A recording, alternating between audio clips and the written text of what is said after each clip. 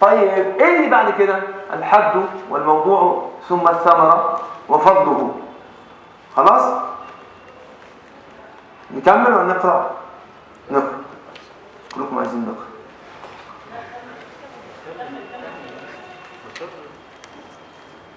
طيب نكمل ولا نقرأ؟ اللي عايز نكمل يرفع ايده. جملة غالبة. ده كسر مخي دفتر.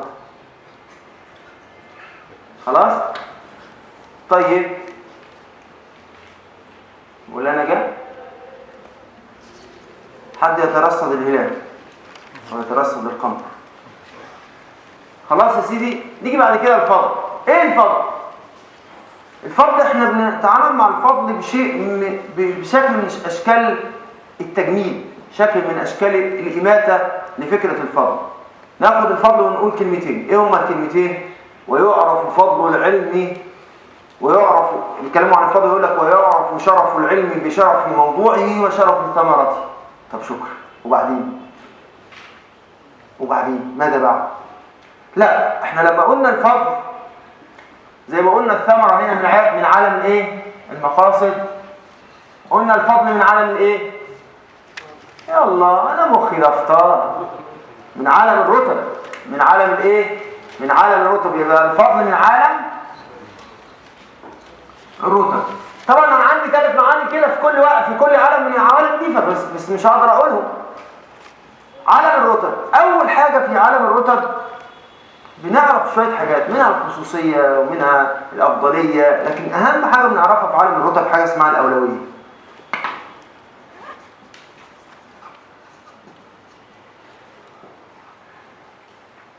لما بنتكلم عن فضل العلم ونقول فضل ثمرته وفضل ايه وفضل موضوعه، ده هيوصلنا لايه؟ وصلنا لحاجه مهمه جدا جدا. فكره الاشتغال. فكره ايه؟ الاشتغال. اذا كان هذا شريف، اذا كان موضوعه شريفا، واذا كان ايه واذا كانت ثمرته شريفه، فالايه بنكتفي بان ايه؟ اذا هذا العلم شريف.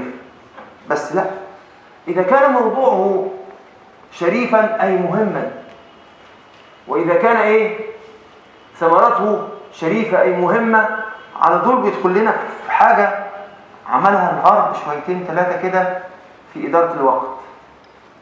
ايه هي؟ عاجل غير عاجل، مهم غير مهم. هي دي نفس الفكرة. نفس الفكرة. ايه الفكرتين اللي عندنا؟ أشرف شريف، صح؟ مادته مهمة غير مهم، صح؟ كده نقدر نقول ايه العلم اللي هنتعلمه الأول، صح؟ العلم الشريف الأشرف المهم. الأشرف الايه؟ المهم. فالعلم الأشرف المهم هو اللي أنا عامل غلط، بس هو مهم. تبقى هنا مهمة غير مهم. ماشي؟ فاحنا عندنا علم ماله؟ علم أشرف. قالوا مفيش علم عمرو. في علم ايه؟ علم أشرف مهم. ده يبقى رقم 1، صح؟ علم شريف مهم. 2. علم أشرف غير مهم. ده مش موجود عندنا، ولا في موجود أشرف غير مهم؟ في أشرف غير مهم، في علم شريف جدا غير مهم. طبعا غير مهم، يعني مش لازم تتعلمه انت دلوقتي، مش فرض عين عليك. زي ايه؟ علوم الروحانيات، علوم شريفة، بس انت لازم تعرفها، كل واحد فينا لازم يعرفها. في بعض الناس ان اكثر اهل الجنة من الايه يا سيدي؟ من البل، اصحاب الغفلة. طب معنى كده ان كل دول ما تعلموش ايه؟ العلوم الروحانية ممكن تكون نزلت في ارواحهم، لكن ممكن نحط دي علوم هنا، انا بقول ممكن. طب علم شريف غير مهم زي السحر، بس مش ده مش علم شريف، ده احنا مش علم شريف خالص. هنجد العلوم تترتب، لا ده علم غير شريف. هنجد العلوم تتراتب واقدر اعمل ايه؟ اولويه ليه بطريقه ايه؟ الاشرف في ايه؟ في ثمرتي، والمهم في مادتي. خلاص؟ زي بالظبط ايه؟ طب احنا عملنا اداره الوقت ليه؟ يعني هما في الاداره بيتكلموا عن اداره الوقت ليه؟ عشان ترتيب المهام، صح؟ مش كده؟ مش اداره الوقت لترتيب المهام. طب واحنا هنعمل اداره المعرفه، يعني هنسمي ده اسمه ايه؟ اداره للمعرفه. احنا بنعمل كده ليه؟ عشان نعرف ما العلم الذي نبدا به في التعلم، صح؟ يبقى العلم الشريف اللي هو فرض عين هنبدا بيه كده، صح؟ زي علم الفقه. يبقى الفضل والرتب ده مش جاي عشان ايه؟ تعرف ان العلم ده شريف فقط، لا ده جاي عشان فكره الايه؟ الاولويه في التعلم. يبقى كل علم لازم تعرف رتبته ايه وترتب العلوم في الرتب عشان تقدر تعرف الاولويه في التعلم. هقول لكم حاجه لطيفه عشان ابين لكم ده مش اختراع، لان انتوا نصكم كده فاكر ان انا بخترع. طب 3/4. طب كلكم فاكريني بخترع، صح؟ اللي يفتح 7 كتب مفيده للشيخ علي الثقافي يجد حاجه، يجد كيف كانوا يرتبون الكتب. سيبك من التعلم دوت، لان الكلام ده بيقول لك ازاي يرتبوا الكتب. طب يرتبوا الكتب على البناء على ايه؟ على شرف الكتب.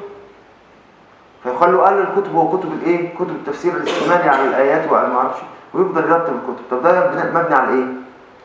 على الاولويه. يبقى الشرف يا شباب لابد ان يترتب عليه فعل. مش الشرف دوت مش حاجه كده للافتخار، يعني زي ما قال محمد، يعني عشان بس الناس، يعني مش منظر. يعني الشرف دوت مش حكايه منظره يعني. وانا فاكر انا عايز بقول الشريف العيني، بس انا عيني وكفايه. يبقى شرف العلم ده مش جاي لايه؟ زي ما يقول محمد المنظره، ده شرف العلم جاي عشان تأدي وظيفه. ايه الوظيفه اللي انت هتأديها؟ ايه العمليه اللي انت هتأديها؟ الاولويه، ان انت تختار ايه اولى العلوم ان تتعلمها. واضح؟ واضح يا ساده ولا مش واضح؟ خليكم معايا. واضح الكلام؟ يبقى شرف العلم ده مش شيء للافتخار. طب ما نيجي لعلم الفقه نجده من اشرف العلوم ومن اهمها، فلذلك نتعلمه في اول التعلم، او على الاقل نتعلم منه القدر المجزي الذي به نصحح عبادتنا ونصحح معاملتنا. ولذلك شوف شرف العلم، انا ما بسيبش حاجه اللي اقعد احللها.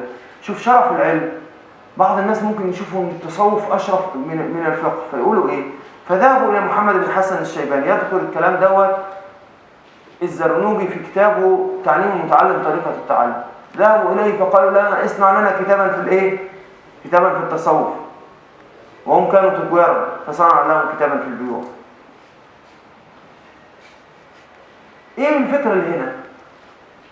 فكره الاولويه، فكره الايه؟ حد يمكن التصوف شريف من اشرف العلوم، بل هو الغايه والمنتهى والمراد.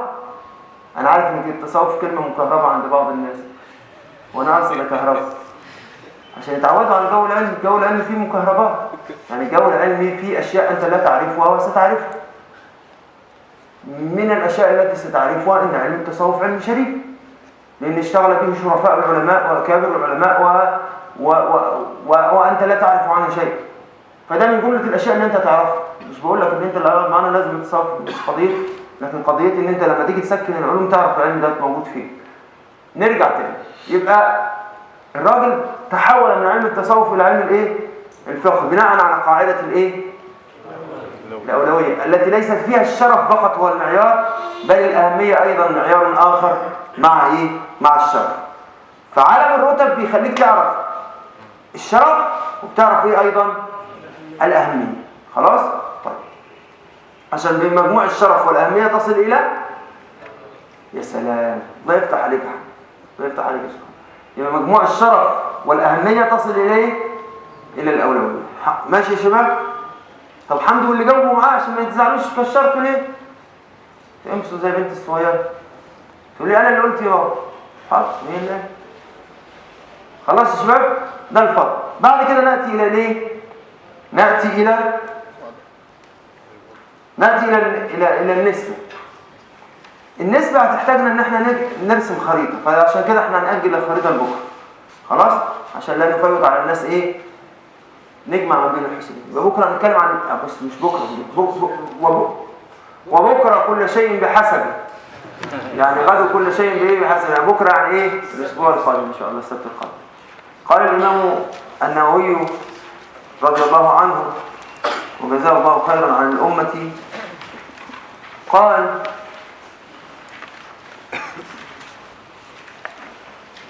أنا خايف تكونوا في شوية دول بتتفرجوا عليا بأمانة. يعني مين كتب؟ مش كل حاجة. يبقى قابلني لو لقيت الكلام ده في حتة تاني. مش سيدي الإمام السيوطي قال فهذه زبدة عمر كده يعني. يبقى قابلني لو لقيته في حتة. يعني انت هتلاقي بمسألة الغاية والهدف في الوظيفة كده، انا وانت اهو. طب انا ده ايه؟ ربنا يعزك. فانا بقول لحضراتكم يعني ستحزنون كما حزنت. انا اوقات كتيره حزنت على ما فاتني من الكتاب على سيد الشيخ. انا مش بقول ان انا بعمل حاجه، لكن انا رايت واحد من اساتذتي انا نفسي اتعلم منه. انا ما زلت حتى الان زيكم بقى بفوت حاجات كتيره جدا. الراجل لا تغادره الورقه والقلم. مهما قال احد اي شيء عنده ورقه وقلم. اول ما يحس ان الكلام فيه يروح كاتب ويستكتبك ويستمليك حاجه عن حاجه. وهو استاذ دكتور، فتلاقيه المساله تلاقيه هو شديد الود لان الناس بتحبه، بيديك قيمه. لكن انا قاعد انحت فلقيت واحد بيعمل الذكر.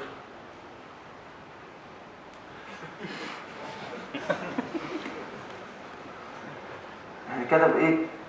كلمه وبعدين قال لك الكلام ده مش انا اللي جاي علشان. طب خلاص، مش ده اللي انا جاي علشان.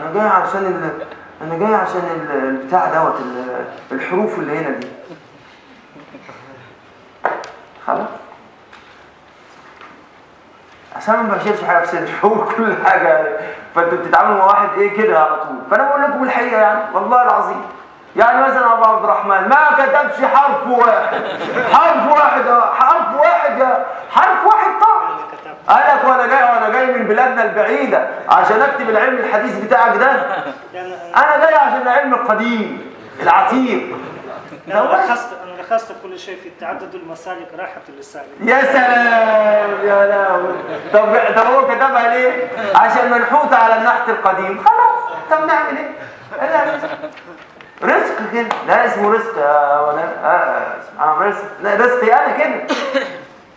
ولذلك قاعد بقى بقول للناس اكتبوا الكلام ده، غدا سيكون له اهميه، غدا سيكون له مكانه. لو سمحت حضراتكم اكتبوه، لو سمحت اللي بيكتبوا ورايا يكتبوه لو سمحت.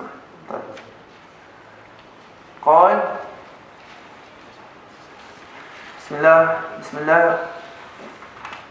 بسم الله الرحمن الرحيم. الحمد لله البر الجواد الذي جلت نعمه عن الإحصاء بالأعداد. نعم سبحانه. المان باللطف والإرشاد، الهادي إلى سبيل الرشاد، الموفق للتفقه في الدين، من لطف به واختاره من العباد. يبقى في حاجة اسمها المختار، والمختار يصلح أن تكون إيه؟ اسم فاعل واسم مفعول. وده ينفع هنا في الحالة بتاعتنا ديت. هو اختار طريق الله وكان ذلك كشفا عن اختيار الله له، فتاب عليهم ليتوبوا. مش كده؟ لأن الله سبحانه وتعالى هو المتفضل أولا وهو المتفضل آخرا. أرشدك فاخترت طريق التفقه ثم اختارك للثواب. فهو المتفضل ايه؟ اولا وهو المتفضل ايه؟ اخرا. وانت في النهايه ماذا؟ انت كاشف عن ايه؟ عن اختياري. فقال الحمد لله الذي جعلني مجلاة لبيان نظره اليه.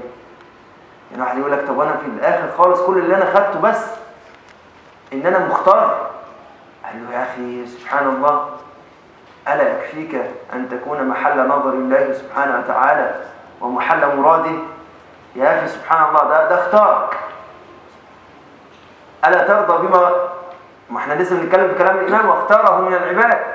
اصل التفقه في الدين في سر من اسرار الوراثه. النبي صلى الله عليه وسلم سمي بماذا؟ طب قوم روحوا، ده كده هنبتدي من اول سيدنا ادم بصحيح. النبي صلى الله عليه وسلم من اسمائه الايه؟ المختار. فيه ايه يعني يا اخوانا؟ يعني ده النبي صلى الله عليه وسلم. فمن اسمائه الايه؟ فجعل الله سبحانه وتعالى في الوارث المحمدي الذي يرث العلم سرا من اسراره ان يكون له صفه وذوقا من ذوقه صلى الله عليه وسلم ان يكون محلا للاختيار. فيصير الوارث المحمدي مختارا، فيصير الوارث المحمدي ماذا؟ مختارا. ويصير فيه سر أنا خيار من خيار من خيار. فعندما تنظر إلى الاختيار لا تنظر إلى الفرز وإلى الخصوصية، ولكن انظر إلى الخيرية. فالاختيار فيه معنى الخيرية، أنه اختاره الله سبحانه وتعالى ليحشوه بقوله صلى الله عليه وسلم من يريد الله به خيرا. يبقى هو مختار عشان ايه؟ يحشى خيرا. فاختاره فخيره على غيره من الناس، ثم خيره لما حشاه خيرا من يريد الله به خيرا يفقهه في الدين. واضح يا شباب؟ وعشان كده معنى الاختيار هو المعنى الذي سيطر على الإمام النووي، إن الله خيره على كثير من العباد الذين عاشوا في ظلمة الجهل، ثم خيره لما حشاه إيه؟ من خيره لما قال صلى الله عليه وسلم من يريد الله به خيرا يفقهه في الدين، واختاره من العباد.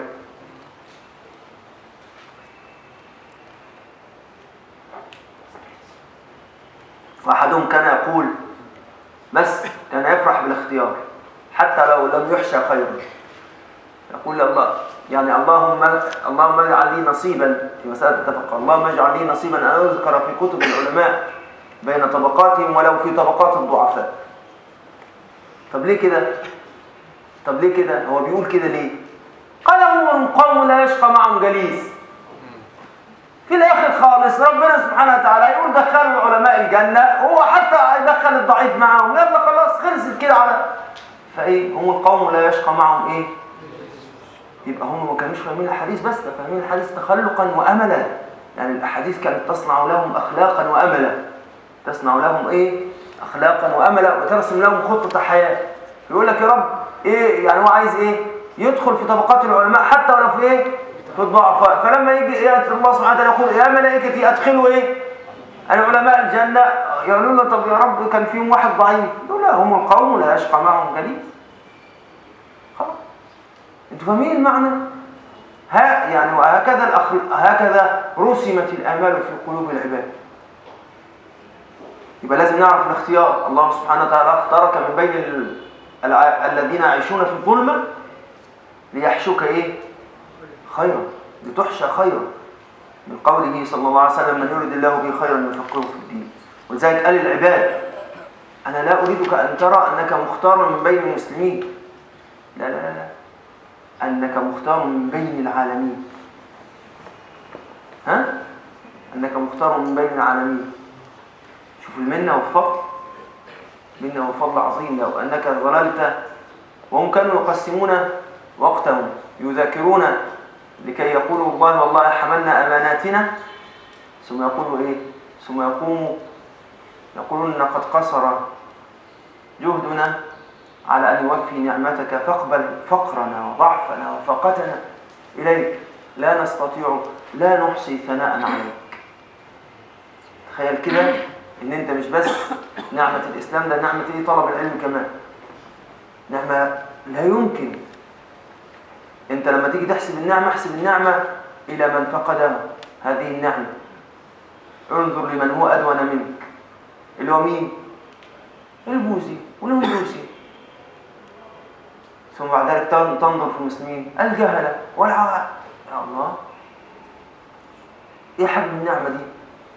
سبحان الله. أحمده أبلغ حمد وأكمله. يبقى هو بعد أن حمد بالجملة الاسمية حمد بالجملة الفعلية اقتداء بخطبة النبي صلى الله عليه وسلم، لأن الرسول الله صلى الله عليه وسلم قال الحمد لله نحمده، فهو اقتداء بسنة رسول الله.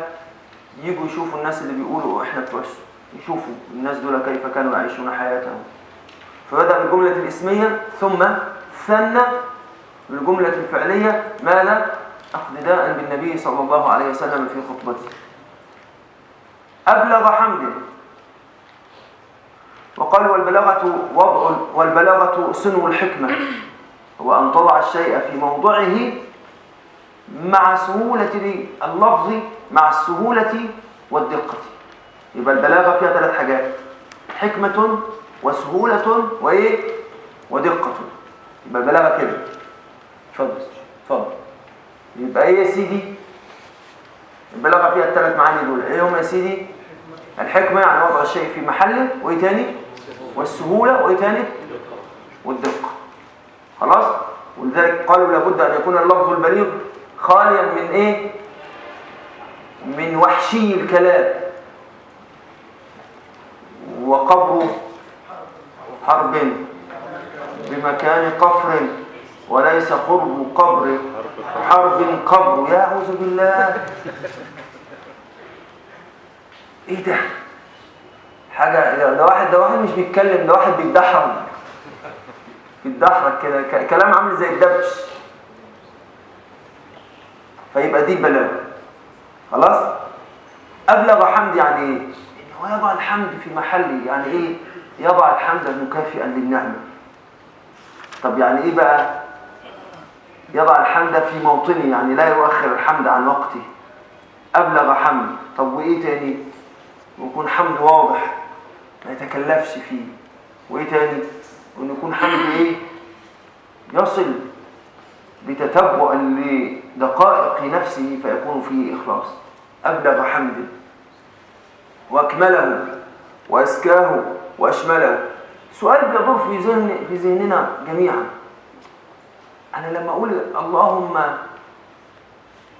إني أحمدك بكل المحامد العليا، طب هل بهذا قد حمدت الله بالمحامد العليا؟ نعم، فضل واسع سبحانه وتعالى. يعني لما أقول كده إن أنت تسبح الله وتحمد الله زينة عرشه ومداد كلماته، هل يكتب لك هذا؟ نعم.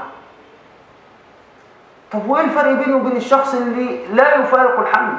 الثاني سيكتب له ذلك وزيادة بمقدار ما حمد. الأمر الثاني، الفرق بينك وبينه أتعرف ماذا؟ طول المسافة والتلذذ باستماع الحبيب له. أنت قلت إيه؟ قلت الكلام ده في دقيقة، في 30 ثانية، وقاعد يقول إيه؟ الحمد لله الحمد لله، ويسمع في قلبي مجدني عبدي، حمدني عبدي، أثنى علي عبدي. إيه؟ هل بعد هذه لذة؟ هذا الفرق. عشان بس حدش يقول إيه؟ إياك أن تمنع فضل الله سبحانه وتعالى وتقيده وتقول هذا لا يساوي هذا. ماسك أنت رحمة ربنا سبحانه وتعالى، ماسك بيديك رحمة ربنا. اللهم إني أحمدك حمدا كما يليق بجلال وجهك. كتب لك حمد يليق بجلال وجهك. طب إيه الفرق بينك وبين الشخص الذي لا يفارق الحمد؟ أنه لا يفارق الحمد فسيرتقي ويتلذذ ويذوق الحلاوات التي لم تذوقها أنت.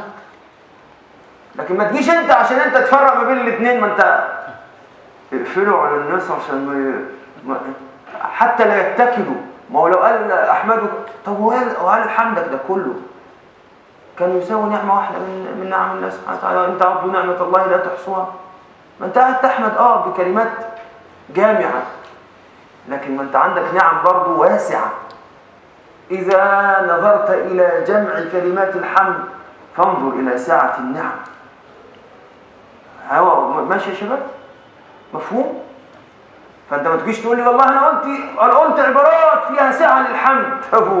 والنعم التي لا تعد ولا تحصى هتعمل فيها إيه؟ هتفضل مهما قلت من عبارات الإيه؟ من عبارات الجوامع. تجد الأئمة قاعدين إيه؟ يأتون بأشياء عدد ورق الأشجار وحبات الأمطار. إيه ده؟ طب بيقولوا كل الكلام ده ليه؟ عشان الدنيا كبيرة، النعم واسعة. طب وإيه الحل بقى؟ أن تجمع من بين الحسنين. ما تجيش تقول لي بقى إيه؟ طب إحنا هنخلي نسوي دول بدول يبقى ننقص دول. سبحان الله، هم يتعاملون مع كريم ولا مع بخيل؟ حاشاه سبحانه وتعالى، مش كده؟ فيعطيه ما يعطيه، نحسبه سبحانه وتعالى يعطيه. طب والتانيين يرقيهم بقى، دول بقى يرتقوا دول. واضح يا شباب؟ طيب يبقى أبلغ حمد. يبقى خلاص عرفنا حكاية الألفاظ دي. هل ربنا سبحانه وتعالى سيعطينا هذا؟ نعم، بس لاحظ كمان سعة النعم. الأمر الثاني لاحظ الذوق الذي يذوقه المداوم على الحمد والثناء على الله سبحانه وتعالى. لاحظ هذا. خلاص؟ ولا تجعل هذا الكلام ثقيلا على قلبك، لأن هذا الكلام لما ضاعت الأخلاق. إن أنت تعمل إيه؟ إن أنت تضيق ساعة رحمة ربنا، فالعياذ بالله تصاب باليأس.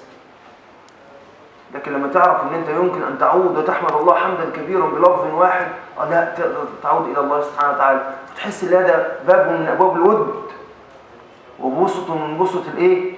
القبول، بسطت لك مع الله سبحانه وتعالى فتؤوب وتعود من أقرب طريق. وأزكاه وأشمله. أزكاه أطهره. الزكاة هنا بمعنى إيه؟ طهارة. وأزكاه يعني إيه؟ أزكاه من حظوظ النفس، أزكاه من جعل الغيب معه سبحانه وتعالى، أزكاه بمعنى أنه اختار طيب الكلام وأحلاها وأشاها للحمد على الله سبحانه وتعالى، وأشملها. الألفاظ اللي احنا بنقول إيه؟ الألفاظ اللي احنا قلناها بقى، الألفاظ الجامعة دي، أشملها دي في الألفاظ الجامعة. وأشهد أن لا إله إلا الله الواحد الغفار، وأشهد أن محمدا عبده ورسوله صلى الله عليه وآله وسلم. المصطفى إيه يا سيدي؟ المختار. أو كلمة المختار أي جت عشان تعرفوا أن المختار اسم من أسماء النبي صلى الله عليه وسلم. ولاحظ المختار مع إيه؟ ما كانتش عبارة واضح إن هي معتادة لما قال إيه؟ من لطف به واختاره من العباد. ما كانتش عبارة معتادة، صح؟ فهو عايز يقول لك كده ان انت ايه؟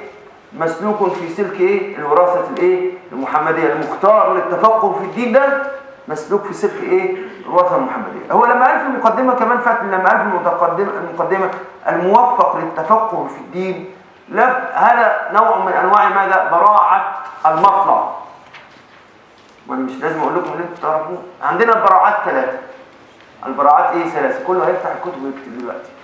هي انا عارف اصلا. قال له ده كشف ولا ذكاء؟ قال له لا كشف ولا ذكاء. قال له كتر التجربه. اصلا من زمان في الحته دي، من زمان قاعد في البراعات 3: براعه المطلع وبراعه المقطع وبراعه المطلب. يبقى البراعات كام؟ براعه المطلع وذكر شيء في اول الكلام يشعر بمقصوده. خلاص، دي اسمها براعة الايه؟ المطلع. ويطلقون عليها ايضا براعة الاستهلال. خلاص؟ طيب يبقى دي اول براعة. براعة اسمها براعة الايه؟ المطلع. وفي براعة اسمها براعة المقطع. خلاص؟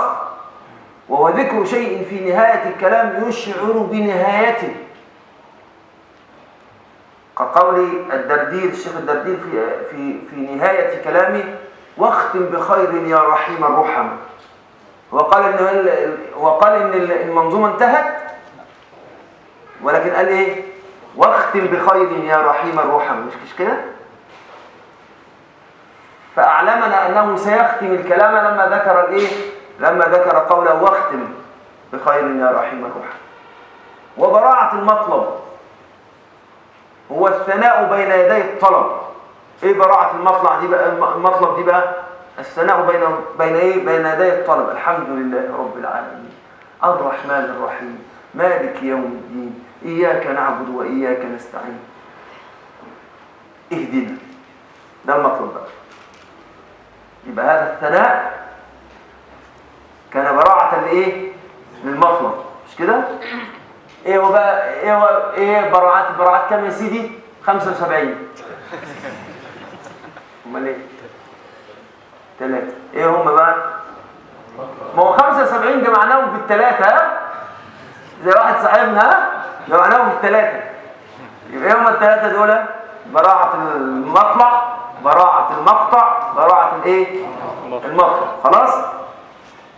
فالشيخ هنا بدأ براعة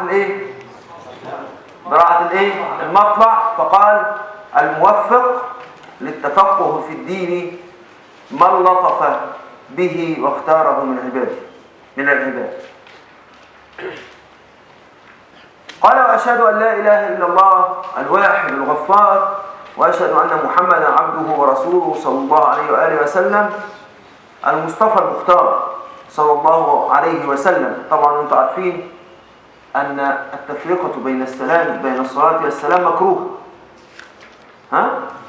التفرقة بين الصلاة والسلام مكروه، والصلاة على النبي صلى الله عليه وسلم واجبة إما في كل مجلس مرة أو في العمر مرة أو كلما سمعته أقوال 3 عند العلماء. يجب في كل ما سمعت، وهذا مبني على قولهم هل الأمر يقتضي التكرار أم لا؟ فين الأمر؟ صلوا عليه وسلموا تسليما. هل هذا الأمر يقتضي التكرار؟ يقتضي التكرار يعني إيه؟ لو كان يقتضي التكرار يبقى خلاف بين الأصوليين. هل الأمر يقتضي التكرار؟ طبعا سورة الأمر يقتضي التكرار سورة صعبة شوية، وأن تستمر في فعل الأمر لا يمنعك من الفعل إلا حاجة الإنسان. يعني لا يمنعك من الفعل إلا النوم ودخول الخلاء. واضح؟ دي الأمر يقتضي التكرار كده عندهم، ده التصور الموجود في الكتب. فهل الأمر يقتضي التكرار ولا لا يقتضي؟ خلاص؟ القول اللي بيقول في المجلس مرة قريب من القول الذي يقول باقتضاء التكرار، لكن اللي بيقول كلما سمعت ده بيقول ان الامر يقتضي التكرار. خلاص؟ الذي يقول لا يقتضي التكرار والذي يقول في العمر ولو مرة. خلاص؟ وزاده فضلا وشرفا. ده بيتكلم بقى في مسألة ماذا؟ هل النبي ينتفع بالصلاة عليه؟ هو النبي صلى الله عليه وسلم في أعلى درجة من الحبيب صلى الله عليه وسلم؟ هي دي كمان فيها يعني، ما أنا عايز أعرف بس كده نبتدي بالمعلوم من الدين بالضرورة، بلاها تعلم فقه. في أعلى درجة في مخلوق خلقه الله من النبي صلى الله عليه وسلم؟ صلى الله عليه وسلم بأبي وأمي. طب الصلاة عليه، ما معنى الصلاة عليه إذا كان هو في أعلى الدرجات؟ أولا إحنا متفقين إن الصلاة عليه إحنا الذين ننتفع بها. طب هل النبي ينتفع بها؟ قالوا نعم ينتفع بها. قالوا لماذا؟ قالوا لأن الكمالات لا تتناهى. لأن الكمالات ما لها؟ يبقى النبي صلى الله عليه وسلم يدرج من كمال إلى كمال، يدرج من كمال إلى كمال. والنبي صلى الله عليه وآله وسلم بأبي وأمي صلى الله عليه وسلم من علو ذكره أنها لا تخلو الأرض طرفة عين عن الصلاة عليه. اللهم صل وسلم على النبي صلى الله عليه وسلم. ونكمل في المرة القادمة إن شاء الله. سبحانك وبحمدك أشهد أن لا إله إلا أنت.